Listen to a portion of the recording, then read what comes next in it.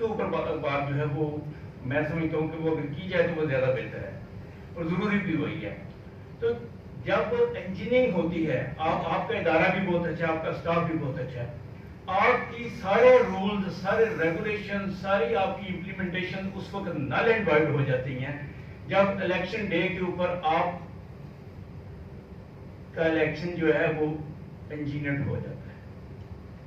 اس میں 3 ادارے ہیں. میں بات کو بالکل مختلف انداز سے کروں تو میں سب کی بات ہم کر کے بات کر رہا ہوں.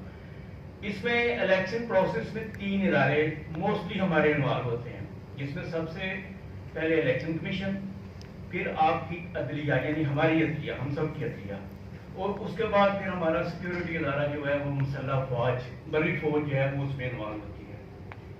اب مجھے سمجھ نہیں آتی کہ آپ جو ہیں وہ الیکشن ڈے کے اوپر یہ تینوں ادارے ہی, میں اگر کہوں کہ وہ ادارہ یہ کرتا ہے ان کے اوپر پڑ جاتا ہے, ایسی بات نہیں ہے. یہ تینوں ادارے ہی ایسی آپس میں ان کی بھی ایک ملاپڑی ہوتی ہے. یہ میں اپنا فیڈ بیک دے رہا ہوں, میں نہیں کہتا ثابت ہو, لیکن آپ میرا یہ لکھیں آپ کہ یہ تینوں اداروں کی اتنی ملاپڑی ہوتی ہے کہ یہ پورے 5 سال یا جتنی ان کی محنت ہوتی ہے, ان کی مسلح فوج کی کریڈیبلٹی, ججز کی کریڈیبلٹی, یہ ایک دن میں شیک کر کے رکھ دیتے ہیں. اور جب یہ وہ کریڈیبلٹی یہ تینوں ادارے مل کے شیک کرتے ہیں الیکشن ڈے کے اوپر, اس سے ریاست کا بھی نقصان ہوتا ہے اور ریاست سے زیادہ ان تینوں اداروں کا اپنا نقصان ہوتا ہے. سیاستدانوں کو کوئی نقصان نہیں ہوتا. میں یہ بات یہاں تھوڑی سی مختلف کرنا چاہتا ہوں. سیاستدانوں کا کیا ہے, میرا الیکشن کمیشن بیٹھا ہوا ہے, آپ یہ بات نوٹ کریں, یہ سیاستدان کیا ہے. آج پیپلز پارٹی کا دور ہے, یہ سارے پیپلز پارٹی میں ہیں. کل نون والے آ گئے ہیں, پیپلز پارٹی چھاڑ کے نون چھوڑ گئے. اچھا نون پھر پی ڈی آئی اس میں چلے گئے. سیاستدانوں کا تو یہ ہے کہ یہ تو سارے آپس میں ایسے ہیں جیسے مجھنیاں پہناونیاں ہیں. سارے سیاستدانوں کو یہ سر میں جنرل بات کر رہا ہوں, ہمارا جو ایک کانسیپٹ ہے یہ جو لوٹے ہیں, اور پھر دوسرا دیکھ جس کو میں ٹاپ سے نہیں بنانا چاہتا. رانا صاحب پلیز آپ سیاستدانوں کو سب کو ایک میں یہ ملک میں جو لوٹا ہے اس کی بات کریں, جو اپنے آپ میں اس بات میں نہیں پڑھنا چاہتا رانا صاحب, میں بالکل اس بات میں, لیکن میں یہ بات باور کرانا چاہتا ہوں اپنی پارٹی کی طرف سے کہ جب یہ بن بھی جاتے ہیں پھر رشتہ داریاں آپس میں ہوتی ہیں. اگر ماموں کا بیٹا, ہاں جو لوٹا نہیں ہوا اس کے اوپر بھی بات ہے, جو لوٹا نہیں ہوا ماموں کا بیٹا پیپلز پارٹی میں ہے, پھپھو کا بیٹا پی ٹی آئی میں ہے, تیسرا جو ہے وہ نون میں ہے. آپس میں ایک دوسرے سے, میں اداروں سے یہ بات کر رہا ہوں کہ ہم جو سیاستدان ہیں ہم لنکڈ ہیں, ہم ہر صورت میں آپس میں لنکڈ ہیں, لیکن ہماری انجینئرنگ کے لیے آپ اپنی کریڈیبلٹی خراب کرتے ہو, آپ الیکشن کمیشن اپنی کریڈیبلٹی خراب کرتے ہو, آپ عدلیہ اپنی کریڈیبلٹی خراب کرتے ہو, اور آپ مسلح فوج ہمارے لیے اپنی کریڈیبلٹی خراب کرتے ہو. ہم تو سارے رات کو کٹھے بیٹھے ہوتے ہیں. میں یہ سمجھتا ہوں کہ اس سسٹم کو, اور جب ادارے کی کریڈیبلٹی خراب ہوتی ہے تو پھر ملک کمزور ہوتے ہیں.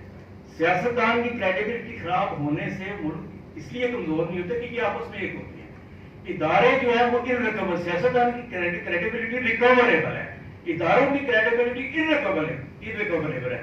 مجھے نہیں سمجھ آتی کہ ایسا آپ لوگ کیوں کرتے ہیں. یہ سسٹم ختم ہونا چاہیے. اب 1-2 تجاویز میں دوں گا جو ہے وہ سختی کے اوپر کہ آپ جو الیکشن کمیشن سے میں بات کر رہا ہوں اور یو این ڈی پی کے بھی آفیسر بیٹھے ہوئے ہیں کہ آپ جو ڈی لمیٹیشن کرتے ہیں, ڈی لمیٹیشن کی, یہ میری جماعت, میں اپنی جماعت کی طرف اب ہم بات نہیں کر, میں بات کر رہا ہوں پیپلز پارٹی بن کے, ڈی لمیٹیشن جب آپ کرتے ہیں ہم سمجھتے ہیں کہ اس کی ضرورت نہیں ہے. آپ اس کا ایک ایسا طریقہ کار بنائیں کہ آپ جو ایم این اے صوبائی اور قومی اسمبلی کے حلقے ہیں یہ 50 سال کے لیے اس میں ڈی لمیٹیشن نہ ہو, ایک ہی حلقہ ہو. اور اس کو آئین میں جو ہے وہ تو سیاستدانوں نے کرنا, اس میں آپ کا رول نہیں ہے, لیکن آپ یہ تجویز دے سکتے ہیں کہ 50 سال تک ڈی لمیٹیشن نہ ہو, اور 100 سال تک جو یونین کونسل کی حد بندی ہے,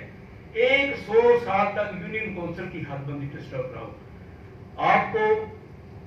آپ आप आइन को फॉलो करते होंगे, आप अपने रूल्स को फॉलो करते होंगे, आप पॉलिटिकल प्रेशर को फॉलो करते होंगे, लेकिन पूरी रियासत का निजाम गरम गरम हो जाता है। मैं हमेशा डिलिमिटेशन को उखाड़ पिछाड़ कहता हूँ, इसकी जरूरत नहीं है। आज आपका ये आप कहते हैं ना कि वोटर को इंश्योर करना है, हमने उसकी रेशो बढ़ानी है, इससे रिलेटेड मैं बात कर रहा हूँ कि आपने टर्नआउट बढ़ाना है।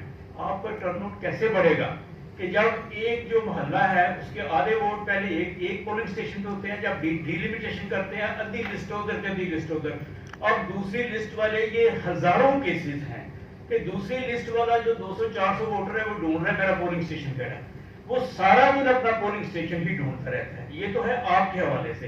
एडमिनिस्ट्रेटिवली ये होता है कि ये तमाम पॉलिटिकल पार्टीज के ऑनरेबल लीडर्स बैठे हुए हैं। एडमिनिस्ट्रेटिवली ये होता है कि एक यूनियन काउंसिल है, उसमें आपके भाई का अंदाज होता है, आप तोड़ देते हैं, अगली गवर्नमेंट आती है, वो गांव और वो मोहल्ला उसके साथ लग गया, अगला उसका दूसरा भाई है, उसका अंदाज है वो दूसरी यूनियन काउंसिल में। अब अगर बर्थ सर्टिफिकेट लेना पड़ जाए तो पूरी फैमिली जो 20 यूनियन काउंसिल के चक्कर लगाती है। डिलिमिटेशन उखाड़ पिछाड़ है, इसको जो ये मेरी तजवीज है, जिसको मैं मुख्तसर ये कर रहा हूँ। तीसरी मेरी तजवीज ये है कि आपका जो पोलिंग एजेंट है उसका बुनियादी रोल है, पहले भी बात हुई है। मेरी इसमें पाकिस्तान पीपल्स पार्टी